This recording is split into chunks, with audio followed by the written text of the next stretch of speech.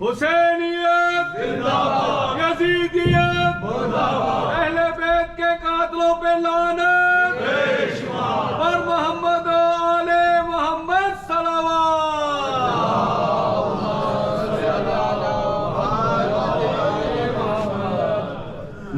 السلام علیکم ورحمۃ اللہ وبرکاتہ. اعوذ باللہ من الشیطان الرجیم. بسم اللہ الرحمن الرحیم. وبه نستعین وهو خیر ناصر ومعین. الحمد للہ رب العالمین بارئ الخلائق اجمعین. الصلاة والسلام والتحیۃ والاکرام علی رسول الانام سید المرسلین وخاتم النبیین وحبیب الہ العالمین وشفیع المذنبین ورحمت للعالمین ابی الزہراء محمد وعلى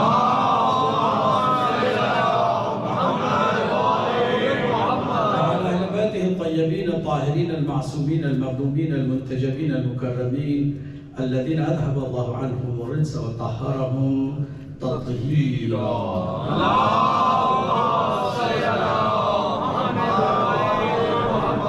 واللعن على أعدائهم وغاصب حقوقهم ومنكر فضائلهم والشاكين فيهم والمنحرفين عنهم أجمعين.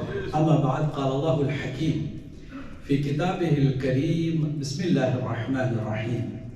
اعلموا أن الله يحيي الأرض بعد موتها قد بينا لكم الآيات لعلكم تعقلون. سبح محمد.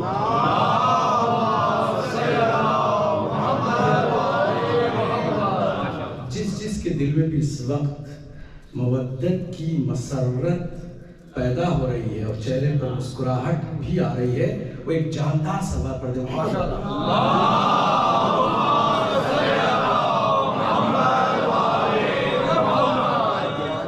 نصیب سے اللہ سبحانہ وتعالیٰ نے ہم سب کو آج کی مسرت کا یہ ماحول عطا فرمایا. ہم سب اس وقت خوشی کی ایک ایسی منزل پر قرار پائے ہیں کہ جہاں فرشتے آپ کے لیے مسلسل دعائیں کر رہے ہیں. سورہ حدید کی آیت نمبر 17 اور آج کی گفتگو کا وہی محور و مرکز آیت ہے اللہ سبحانہ تعالیٰ کے کلام کی. اور کلام خداوند تبارک و تعالیٰ میں اللہ نے بڑی شان سے ایک اپنے ہی کارنامے کو بیان فرمایا. فرماتا ہے اعلموا جان جاؤ بی اویئر. کیا جان جائے؟ ان اللہ یحیی الارض بعد موتها کہ بے شک اللہ زمین کو اس کے مر جانے کے بعد پھر سے زندہ کرے. زمین کو مر جانے کے بعد پھر سے زندہ کرے. قد بینا لکم الآیات ہم اپنی آیتوں کو تمہارے لیے واضح بیان کر دیتے ہیں. لعلکم تعقلون تاکہ تم عقل سے کام لو. یاد رکھیے گا کہ جہاں اہل بیت ہیں وہیں عقل بھی ہے. بخدا جو اہل بیت کے نہیں ہیں وہ عقل کے بھی دشمن ہیں. ممکن ہی نہیں ہے کہ کوئی اہل بیت کے مکتب سے وابستہ ہو اور عقل سے پیادہ ہو. یہ ممکن نہیں ہے. ٹھیک. تو وہ کون سا مرحلہ ہے جہاں اللہ اپنے کارنامے کو واضح طور پر بیان فرما رہا ہے کہ زمین کو, یہ نہیں کہہ رہا میرے گھر کو, مکے کو, مدینے کو, خانہ کعبہ کو, بیت المقدس کو, مسجد نبوی کو, نہیں کہہ رہا زمین کو میں اس کے مر جانے کے بعد پھر سے زندہ کر دوں. یحیی الارض بعد موتها مفسرین جن کو خبر نہیں ہے کہ زمین کی زندگی کیا ہے، اس کی تفسیر میں کہتے ہیں کہ یہ جو بہار کا موسم آتا ہے نا، خزاں کے موسم کے بعد خزاں کا موسم آتا ہے تو زمین گویا مر جاتی ہے، سارے درخت کے پتے جھڑ جاتے ہیں، درخت گویا سوکھ جاتے ہیں، مر جاتے ہیں، اور پھر جب بہار کا موسم آتا ہے تو پھر سے وہ جو مرے ہوئے درخت ہے زندہ ہو جاتے ہیں۔ یہ تفسیر ہے، غلط نہیں ہے، یہ بھی اللہ کا کارنامہ ہے، مگر یہاں بات درختوں کے زندہ ہونے کی نہیں ہو رہی ہے، یہاں بات زمین کے زندہ ہونے کی ہے۔ زمین کا ایک ادنا سا حصہ درخت ہے۔ آپ کو پتا ہے نا کہ یہ جو پلانٹ ہے جس کو ارتھ کہتے ہیں، 3 حصے پانی ہے، ایک حصہ خشکی ہے، ٹوٹل یہ چاروں جو حصے ہیں ان سب کو کیا کہا جائے گا؟ Plant of earth. ایسے ہی ہے نا، اللہ پلانٹ کے بارے میں کہہ رہا ہے، اس پلانٹ کو ہم مر جانے کے بعد پھر سے زندہ کریں گے۔ تو کیا پانی مرتا ہے؟ 3 حصے زمین کے پانی ہے۔ اللہ فرما رہا ہے کہ زمین جب مر جائے تو پھر میں اسے زندہ کروں گا۔ تو کیا پانی کبھی مرتا ہے کیا؟ نہیں۔ زمین کا ہی حصہ ہے روشنی، کیا روشنی مرتی ہے؟ چاند کی چاندنی، ستاروں کی چمک، یہ سب کچھ اسی زمین کا حصہ ہے نا۔ اس زمین پر یہ ساری چیزیں ہوتی ہیں، تو پھر یہ زمین مرتی کیسے ہے؟ توجہ، جب دنیا اس پوری زمین پر رہنے والے اللہ کے قانون کو بھلا کر کے شیطان کے پجاری بن جائے تو یہ زمین گویا مر چکی ہوتی ہے۔ اللہ کا قانون جہاں نافذ نہیں، اللہ کی عبادت جہاں نہیں ہوتی، عدل جہاں پر قائم نہیں ہوتا، ظلم ہی ظلم ہوتا ہے تو زمین گویا مر چکی ہوتی ہے۔ اور جب یہ ظلم و بربریت کی وجہ سے زمین مر چکی ہوتی ہے تو اللہ کا کارنامہ یہ ہے کہ اس نے ایک بقیت اللہ کو رکھا ہے، اس نے ایک ایسے عظیم خزانے کو اپنے محفوظ رکھا ہوا ہے کہ جب زمین عدل و انصاف سے خالی ہو جائے، ظلم و جور سے بھر جائے اور اس طرح مر جائے تو میں اسے اپنے ہی وارث کے ذریعے سے زندہ کروں گا۔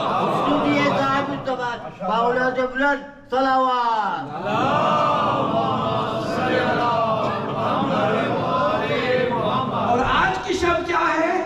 اسی زمین کو زندہ کرنے والے کی امامت کا پہلا دن ہے۔ آج کے دن کی مناسبت پر احادیث اور روایات میں 4 نام ملتے ہیں۔ کتنے؟ 4۔ اگر ایک بھی نام ہوتا تو جشن منانے کے لیے کافی ہوتا۔ اگر چل رہے ہیں کہ ساتھ نہیں چل رہے ہیں؟ بتائیے، چل رہے ہیں تو پھر ہمیں کچھ علمی گوہر بھی یہاں سے اٹھا کے لے جانے ہیں، عقیدے کو بھی مضبوط کرنا ہے اور ایمان کے فریضے کو بھی نبھانا ہے نا۔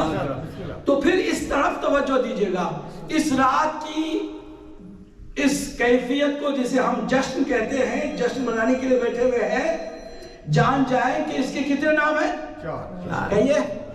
4۔ پہلا نام یہ عید الزہرا ہے۔ سلام کہاں بنتا تھا؟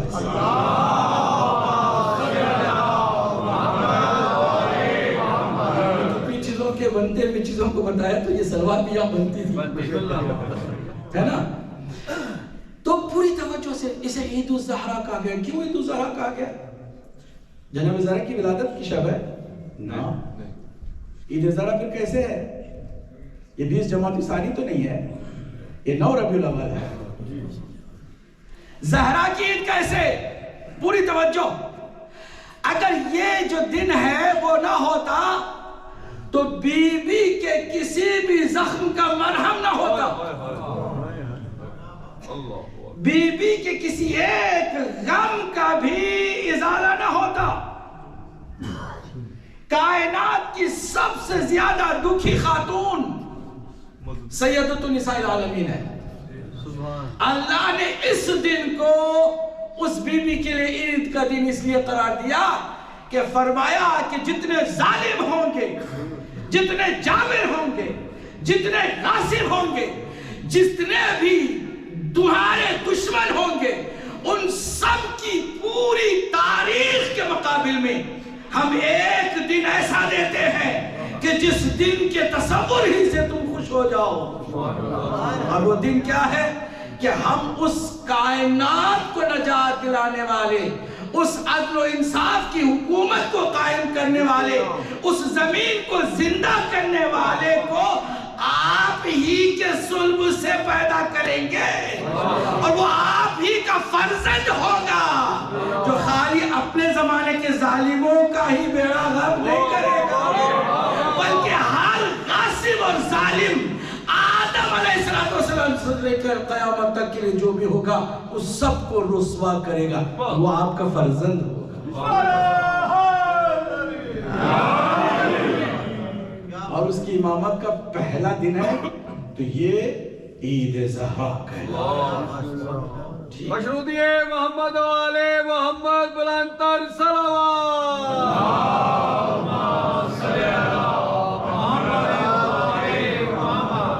یہ دن 9 ربیع الاول کا اور یہ رات 9 ربیع الاول کی کل اماموں کے یہاں عید کے طور پر منائی جاتی رہی ہے 11ویں امام تک. ماشاءاللہ. اور خاص تاکید کی جاتی رہی ہے کہ اپنے ہی چاہنے والے اور اپنے ہی شیعوں کو ہی بلایا جائے. ہر جگہ پر دعوت عام ہوتی ہے، حتیٰ مجلس حسینی میں دعوت عام ہوتی ہے، مگر آج کے جشن کے لیے خاص ہے. ہر کسی کو بلانے کی بات نہیں ہوتی ہے، خاص اہتمام ہوتا ہے. کیوں؟ اس لیے کہ شاید کچھ کلیجے پھٹ جائیں. صلوات پڑھنے محمد و آل محمد.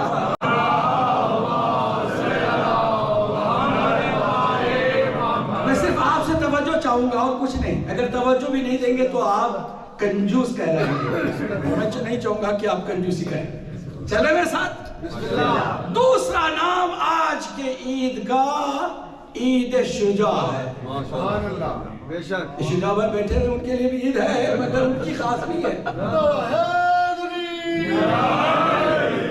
توجہ ہے. عید شجاع کیوں کہا جاتا ہے؟ کہ اس پوری بزدل دنیا میں ایک نے تو شجاعت سے کام لیا اور اس قاتل امام حسین علیہ السلام کو واصل جہنم کیا. یہ شب عمر کے واصل جہنم ہونے کی شب ہے. مگر یہ عمر کون ہے؟ عمر بن سعد کی بات کر رہا ہوں، کوئی ادھر ادھر نہ لے جائے. یہ پتہ نہیں کیوں ہر جگہ دہشت گرد کا نام ہی عمر ہوتا ہے. ہمیں نہیں معلوم اس کی کیا وجہ ہے، ہمیں اس کی وجہ نہیں معلوم ہے، مگر ہر جگہ پہ سرغنہ جو ظلم و بربریت کا علم اٹھائے ہوئے ہوتا ہے اس کا نام عمر ہوتا ہے. چاہے وہ ملا عمر ہو، چاہے عمر بن سعد ہو یا کوئی اور عمر. صلوات پڑھنے محمد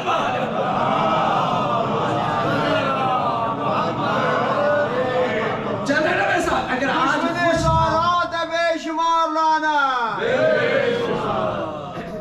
غور سے سنیے گا، اسے عید شجاع کہتے ہیں اس لیے کہ مختار نے عمر بن سعد کو آج ہی کے دن واصل جہنم کیا، جس کی خبر پاتے ہی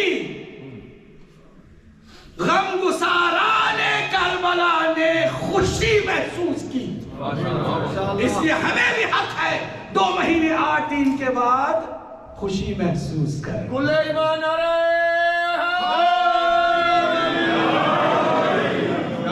چلے میرے ساتھ کے نہیں چل رہے، مگر بہت ہی پیاری پیاری میٹھی میٹھی گفتگو کے درمیان ایک سوال آپ سے کر ہی لوں کہ 2 مہینے 8 دن آپ نے عزاداری کی، مجلسوں میں حصہ لیا، ماتم کیا، نیاز کھائی، کھلایا اور سبیلیں لگائی اور سبیلوں سے فائدہ اٹھایا۔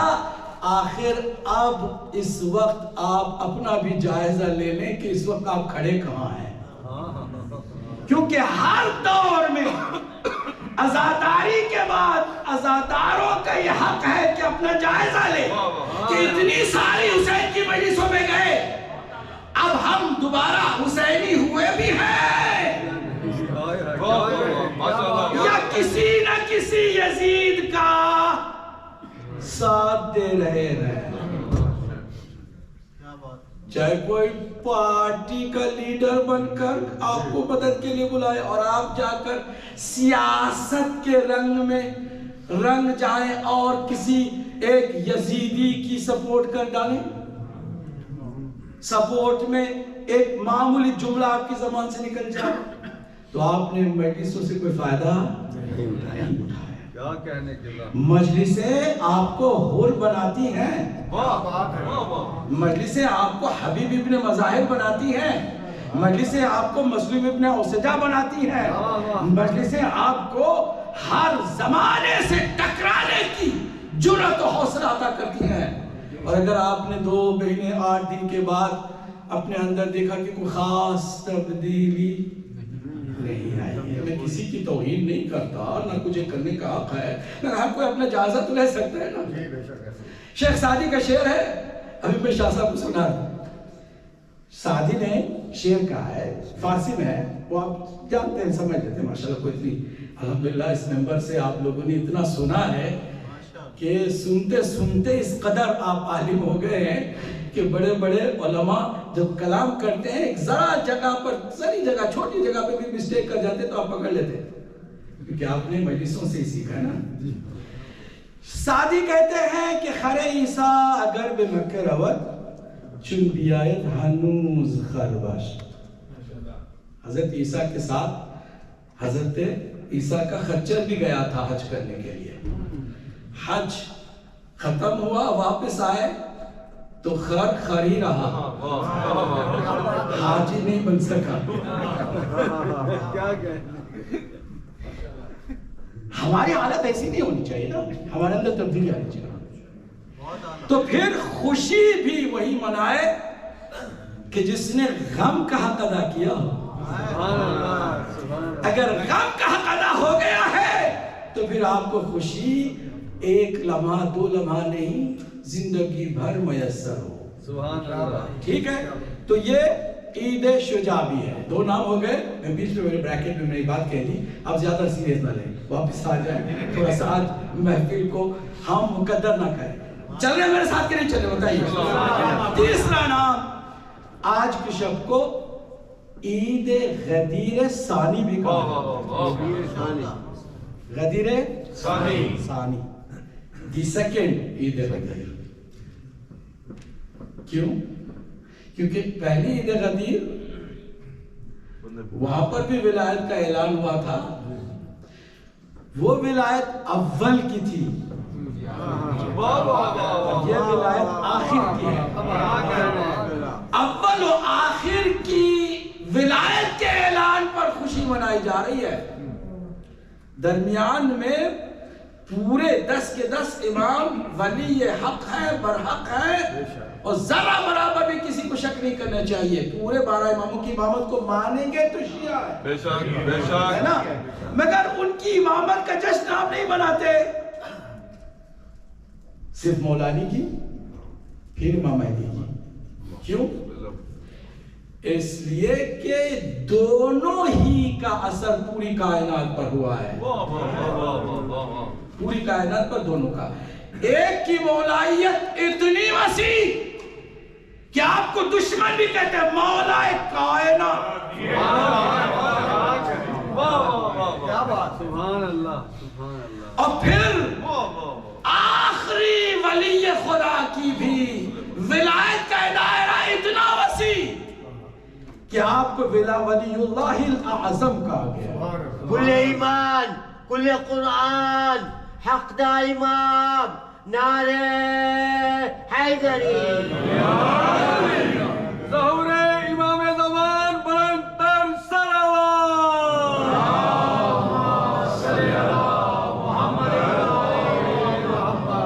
دیکھیے نا صلوات کو نا جتنی آپ اونچی آواز میں پڑھیں گے ثواب بھی اتنا ہی زیادہ آپ کو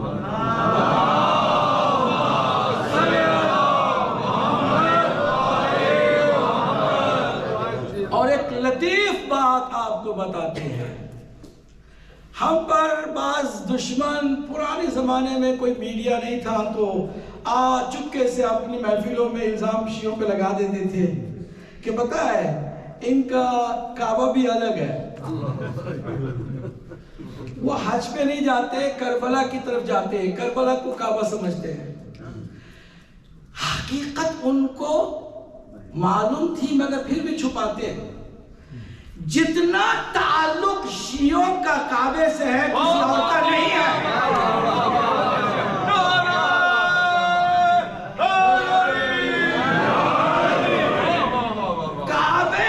جن کا تعلق اتنا گہرا کسی اور کا نہیں ہے جتنا کہ شیعوں کا ہے۔ کیوں؟ اس لیے کہ شیعہ وہ عظیم قوم ہے کہ جس کا پہلا رہنما بھی کعبے سے ملا ہے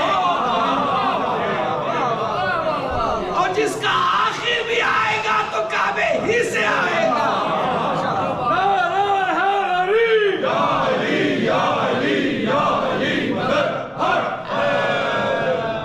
دونوں کا تعلق کعبے سے ہے۔ اور عجیب یہ بھی بات ہے کہ ایک جو پہلے والا تھا وہ درمیان خانے کعبہ آیا جس کی کوئی حد مقرر کر نہیں سکتا ہے۔ توجہ ہے کہ نہیں ہے؟ ذرا اس پر تو تھوڑی سی توجہ میں چاہوں گا۔ جو جتنا دور ہوگا اس کی سمت کعبے کی طرف محدود ہوگی۔ کیا کہا؟ محدود ہوگی۔ آپ کافی دور ہیں، آپ مغرب میں ہیں، کعبہ مشرق میں ہے، یس اور نو؟ کہیے بھائی آپ میرے ساتھ چلیے نا، مجھے اطمینان ہو کہ آپ میرے ساتھ چل رہے ہیں۔ مشرق میں چونکہ دور ہے تو ایک ہی سمت ہے آپ کو ملے گا، ٹھیک؟ ادھر ادھر ہو جائیں گے نماز باطل۔ آپ کو خانے کعبہ کے سمت میں کھڑا ہونا ہوگا اور ایک ہی سمت ہے۔ آپ قریب چلے گئے خانے کعبہ کے اندر نہیں، وہ حرم کے اندر چلے گئے تو آپ کی جو محدودیت ہے وہ کم ہو گئی۔ آپ چاہے تو ادھر کھڑے، چاہے تو ادھر کھڑے، چاہے تو اس کے مقابل میں کھڑے۔ کیوں؟ اس لیے کہ آپ خانے کعبہ کے قریب آ گئے ہیں۔ اب خالی ایک سمت نہیں ہے، جس طرف سے بھی آپ کھڑے ہو جائیں، صرف ایک شرط ہے۔ کیا؟ کہ خانے کعبہ سے منہ کو نہیں پھیرنا چاہیے۔ خانے کعبہ سے منہ پھیرے بغیر آپ جہاں بھی خانے کعبہ کے حرم میں داخل ہونے کے بعد کھڑے ہو جائیں، آپ کی نماز اس حد تک کہ ممکن ہے کہ کوئی اپوزٹ آپ کے کھڑا ہو اور آپ اس کے اپوزٹ کھڑے ہوں، درمیان میں خانے کعبہ ہے، اس کی نماز بھی صحیح، آپ کی نماز بھی صحیح، حالانکہ اپوزٹ ڈائریکشن میں کھڑے ہیں۔ چونکہ قریب آ گئے، پھر بھی توجہ، پھر بھی ایک ریسٹرکشن تو ہے۔ وہ کیا ہے؟ وہ یہ کہ آپ خانے کعبہ کو پیٹ نہیں دکھا سکتے، چہرہ آپ کا خانے کعبہ سے کہیے نہیں ہٹا سکتے، مگر اگر کوئی خود خانے کعبہ کے اندر درمیان میں چلا جائے اس کے لیے کیا ہے؟ کہتے دوسروں کو اس کی اجازت ہی نہیں ہے۔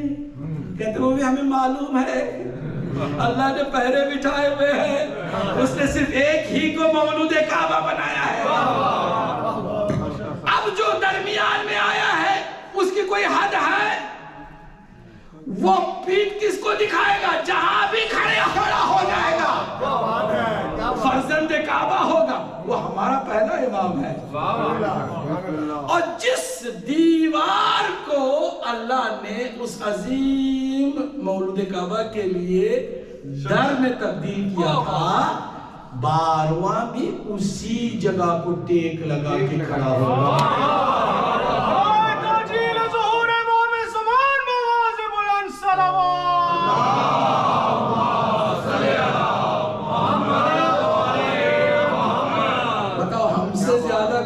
کعبے کا عاشق ہو سکتا ہے؟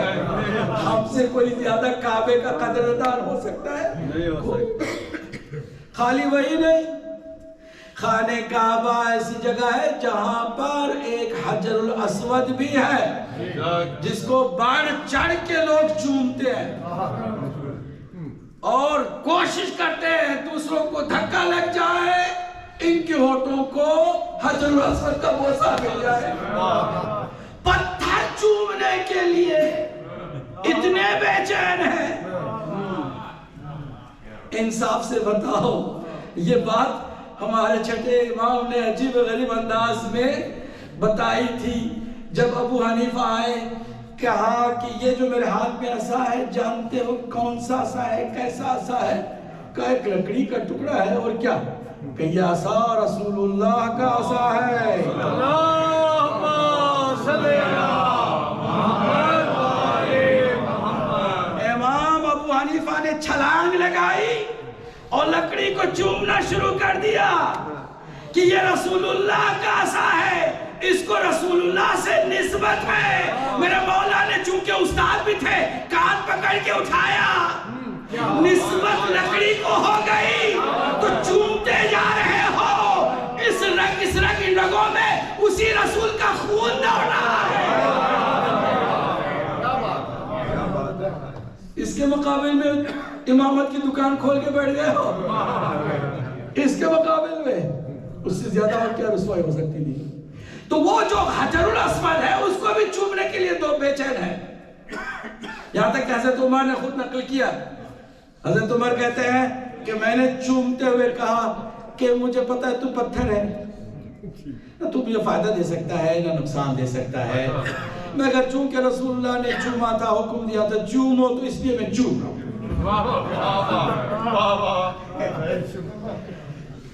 پیچھے میرا مولا تشریف رکھتے تھے، مولانا کو عمر تم نے کیا کہا؟ کہ میں نے یہی کہا یہ پتھر ہے، بے جان چیز، نہ فائدہ دیتا ہے نہ نقصان دے سکتا ہے، چونکہ حضور نے فرمایا۔ کہ حضور کیا ایسے ہی فرما دیتے ہیں؟ یہ ایمان کی حد ہے نا، ایسے ہی فرما دیتے ہیں۔ یاد رکھیے پتھر نفع بھی دیتا ہے نقصان بھی دیتا ہے، یہ پتھر ہے مگر نقصان بھی دیتا ہے، کہ یہ فائدہ بھی دیتا ہے۔ کہ وہ کیسے؟ کہ تمہیں نہیں معلوم سب سے بڑا فائدہ اس کے وجود کا یہ ہے کہ سوائے معصوم کے کوئی اسے اس کی جگہ پر نصب نہیں کر سکتا۔ ہر زمانے میں جب بھی خانہ کعبہ کو توڑا گیا یا خانہ کعبہ سیلاب کی وجہ سے، طوفان کی وجہ سے کسی وجہ سے ٹوٹ گیا، تو جب بھی خانہ کعبہ کی اس پتھر کو حجر الاسود کو فکس کرنے کی باری آئی، اس میں صرف معصوم ہی کے ذریعے سے فکس کیا۔ وہی حجر الاسود ہے کہ جس نے چوتھے امام کی امامت کی گواہی دی تھی،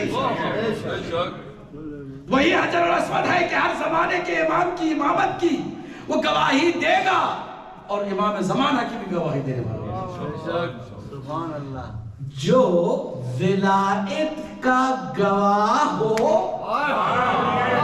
پتھر بھی ہو تو چومنے کے لائق ہے۔ نہیں کیچ کر لیتے تو بات کچھ اور ہی ہوتی۔ سلوات پڑھتے محمد وآلہ۔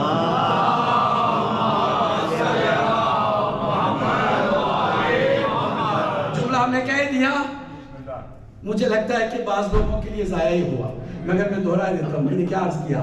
اگر کوئی ولایت کے گواہ کے طور پر ہو تو پتھر بھی ہوگا تو چومنے کے لائق۔ اب اگر کوئی انسان ولایت کی گواہی دے رہا ہو تو اس کی کتنی اہمیت ہے۔ اسی لیے فرمایا کہ مومن کا دل خانہ کعبہ سے بھی زیادہ محترم ہے، خانہ کعبہ سے زیادہ محترم ہے، کیونکہ اس کے دل میں گواہی ہے ولایت کی۔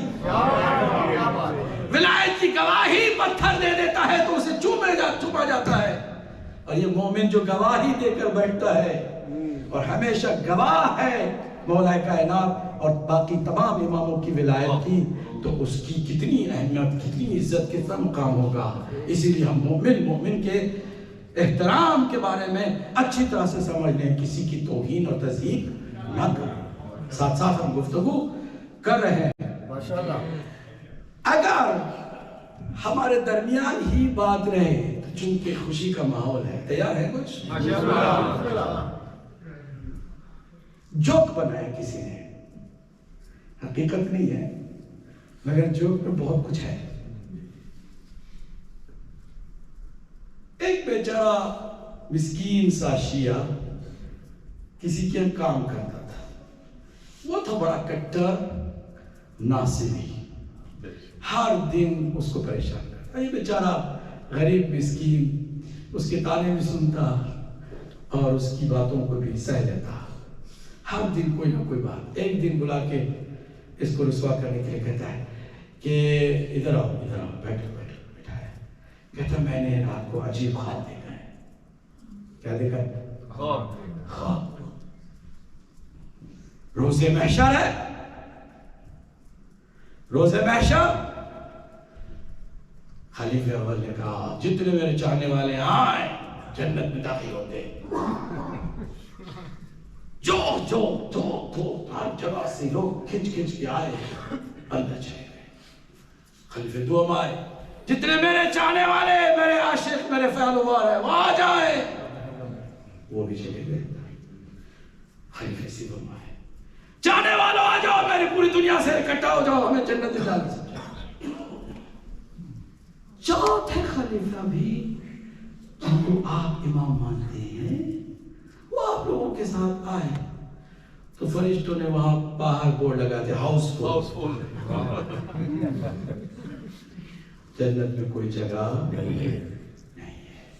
میری آنکھ کھل جاتی، کہتے لگا کہ ہنسنے لگا، چمچو خاموش چلا گیا۔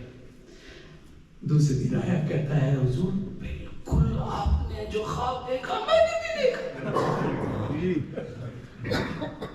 پھر وہ کہتا لگا بالکل، ہاں بالکل جو میں نے دیکھا ویسے، ہاں بالکل ویسے، سیم سیناریو۔ پہلے لے کے گئے، دوسرے آئے، دوسرے لے کے گئے، تیسرے لے کے گئے، اور ہاؤس فل کا بورڈ بھی لگ گیا۔ اب اس کے بعد جو ہم نے دیکھا آپ نہیں دیکھ سکے۔ آپ نے کیا دیکھا؟ کہ حضور آپ کو پتا تو ہے نا مولا علی فاتح خیبر ہے نا، جس کو کوئی ہلا نہیں سکتا تھا، جھلا نہیں سکتا تھا، اس کو انگلیوں سے اٹھانے والا میرا مولا ہے، مانتے ہیں نا؟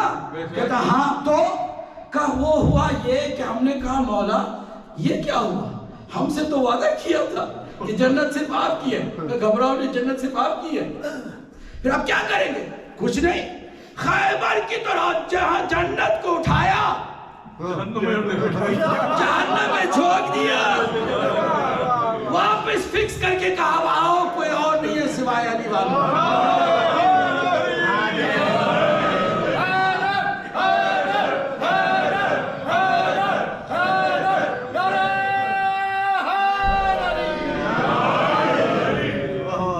اور یہ جوک ہے مگر بخدا اللہ نے جنت و جہنم کو پہلے ہی تقسیم کر دیا ہے۔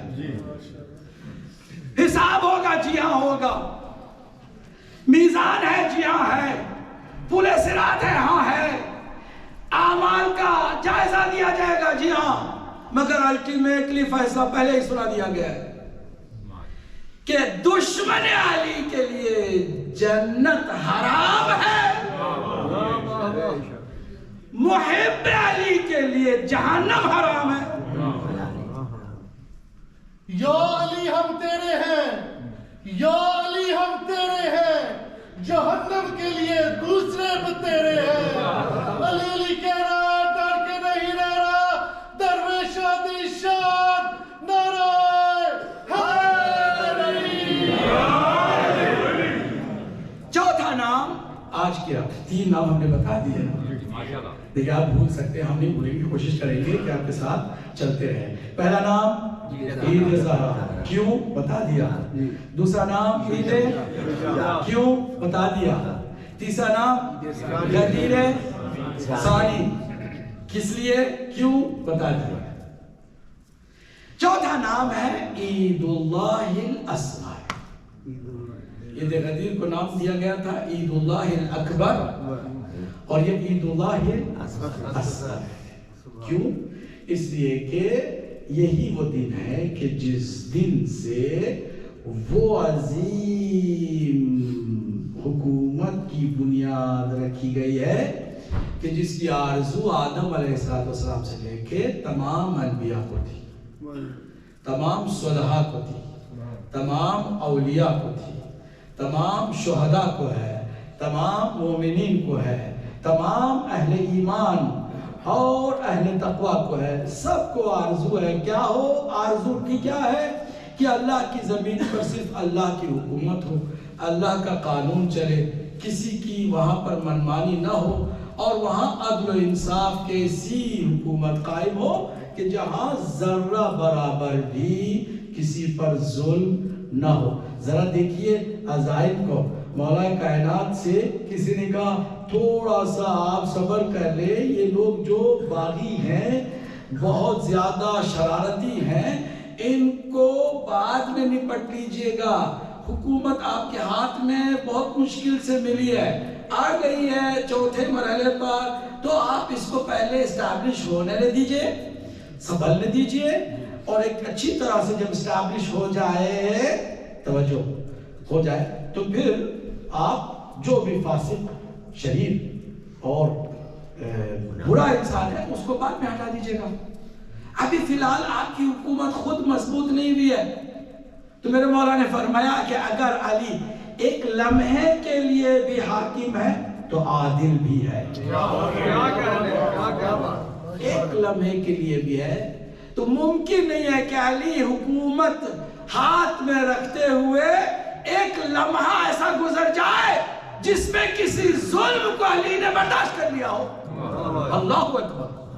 ایک سیکنڈ کے لیے بھی برداشت نہیں. آگے جملے کو سنیے گا، یہ تاریخی جملہ اور آپ کو فخر کرنا چاہیے کہ ہمارا امام ایسا ہوتا ہے. کیا فرماتے؟ فرمائے پوری کائنات کے خزانے مجھے دے دیے جائے اور مجھ سے صرف اتنا مطالبہ کیا جائے، ناحق مطالبہ، کہ کسی چونٹی کے منہ سے اس کا دانہ چھین لوں تو پوری کائنات کی دولت علی ٹھکرا دے گا. اس چونٹی پہ وہ ظلم ہونے نہیں دے گا. تو جب سب کی آرزو یہ ہے تو سب کی آرزو جو پوری کرنے والا ہے زمانے کا امام ہے.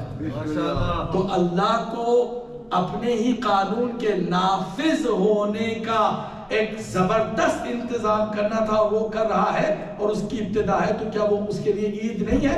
اس کو عید اللہ الاصغر کہتے ہیں. عید اللہ الاکبر مولا کائنات کی ولایت کا اعلان، اور عید اللہ الاصغر امام زمانہ کی ولایت اور امامت کا اعلان. ثواب علی محمد و آل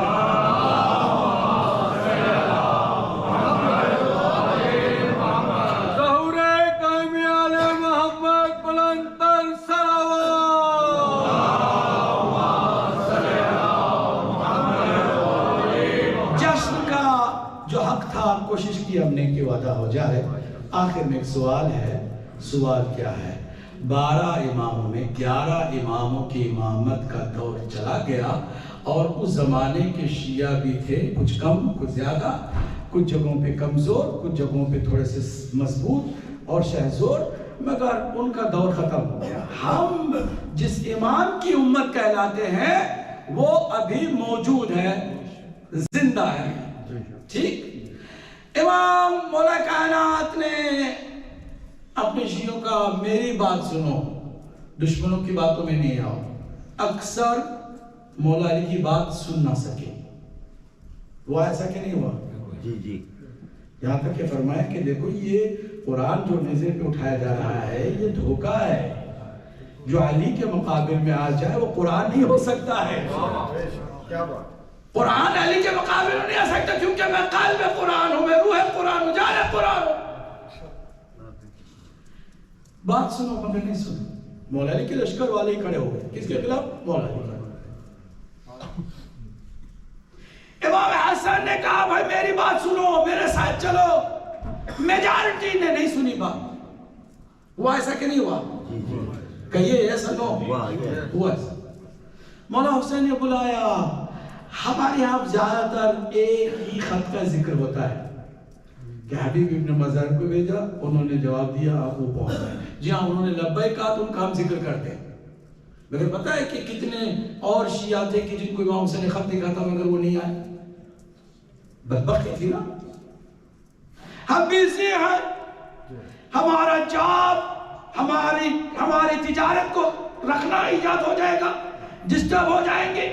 بچے ہمارے ہیں, ہماری بیویاں ہیں, ان کا کیا ہوگا؟ کتنے بہانے کیے کرنے والوں نے. ایک نے تو لکھا, مولا آپ پر میں فدا ہو جاؤں, آپ فرزند رسول ہیں, میرا بہت جی کرتا ہے آ جاؤں, مگر میں اس قدر اپنے کاروبار میں پھنسا ہوا ہوں, نکل نہیں سکتا ہوں. اس لیے میں کیا کرتا ہوں, بہترین گھوڑا جو کسی بھی میدان میں شکست نہیں کھاتا وہ بھیجتا ہوں. بہترین تلوار جو کبھی بھی کسی بھی لحاظ سے نقصان نہ پہنچاتی, ہاتھ میں جس کے آ جائے اس کو فتح دیتی ہے, میں یہ 2 چیزیں آپ کے, اور پھر پیسہ بھی کچھ بھیجتا ہوں.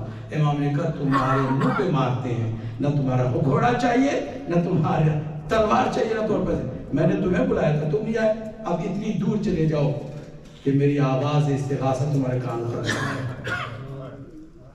ایسا ہوا کہ نہیں ہوا؟ امام پکار رہے تھے تو آنے والے نہیں آئے.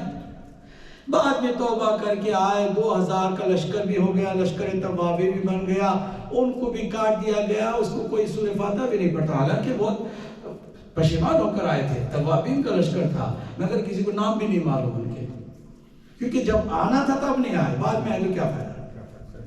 جب آنا کا وقت تھا نہیں آ سکے. تو اب زمانے کا امام ہے, ابھی آیا نہیں ہے مگر اس کی آواز گونج رہی ہے.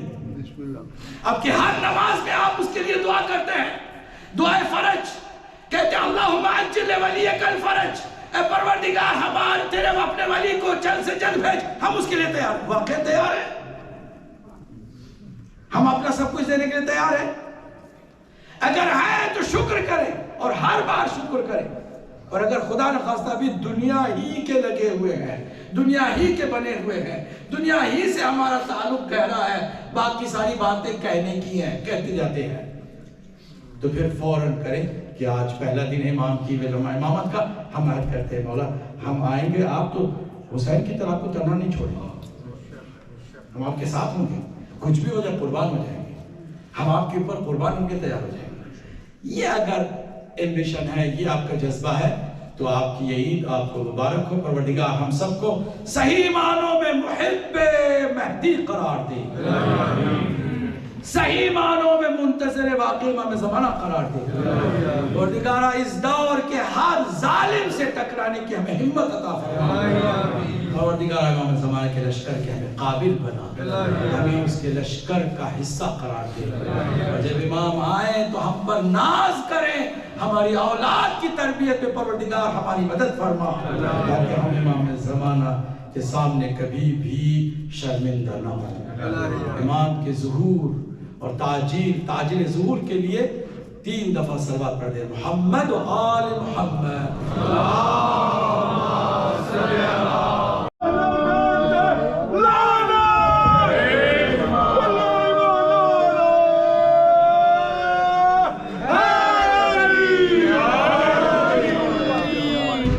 لانتیوں پر لعنت.